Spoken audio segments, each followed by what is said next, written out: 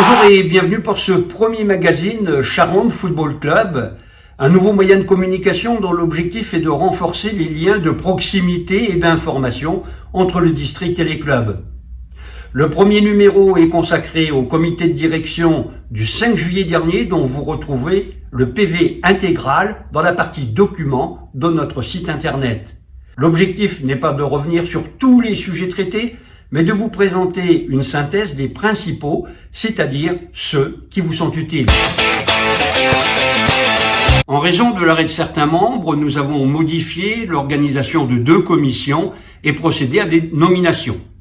C'est ainsi que Jean Bernarus de la CFC devient l'animateur de la commission des compétitions seniors et que Thierry Gobry, actuellement animateur de la commission développement du foot féminin, devient également l'animateur de la commission des jeunes. Enfin, Jean-François Sel, secrétaire général, prend en charge la vice-présidence du pôle sport-éducation avec commission principale de coordonner les travaux des commissions sportives. Nous présentons à tous nos vœux de succès et de réussite dans leurs nouvelles fonctions.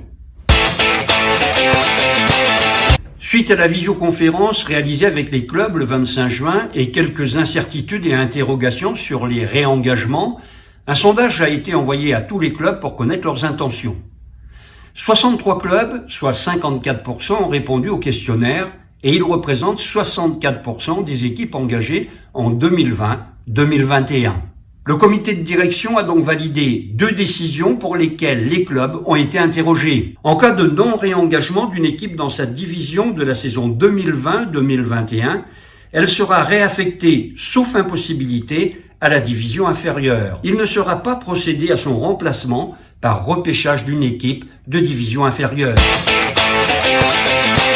Suite aux décisions prises par l'Assemblée générale de la Fédération française de football le 4 juin dernier, il a été décidé que la commission départementale d'arbitrage sera désormais élue pour l'ensemble de la mandature et non saison par saison. Tous mes vœux de succès accompagnent la CDA dans ses missions.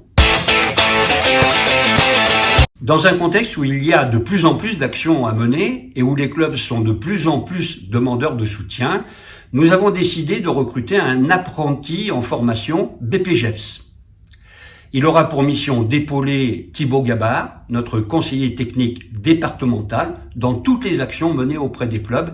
Les dossiers de candidature sont à adresser au district avant le 23 juillet.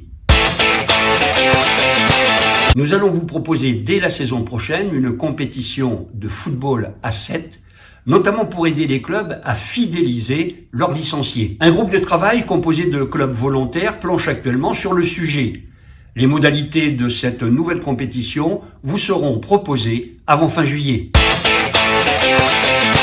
3 nouveaux arbitres ont été nommés. Nous leur souhaitons la plus grande réussite dans leur mission. Les tarifs 2021-2022 ont été validés. Vous les trouverez sur le site dans la rubrique Documents divers. Un bilan sur les assemblées générales de clubs montre que les clubs apprécient la présence du district. Pour ceux qui n'ont pas encore tenu leur AG et qui souhaiteraient notre participation, il suffit de nous inviter. L'assemblée générale du district se tiendra en principe dans la 2e quinzaine du mois d'octobre. Le dépôt des vœux devant se faire 60 jours avant, n'hésitez pas si vous en avez à les transmettre au district avant le 15 août. Ce magazine est terminé, merci de votre attention. J'espère que ce nouveau moyen de communication vous aura plu. Je vous souhaite un bon été et en attendant de vous retrouver à la reprise, continuez à vous protéger, vous et les vôtres.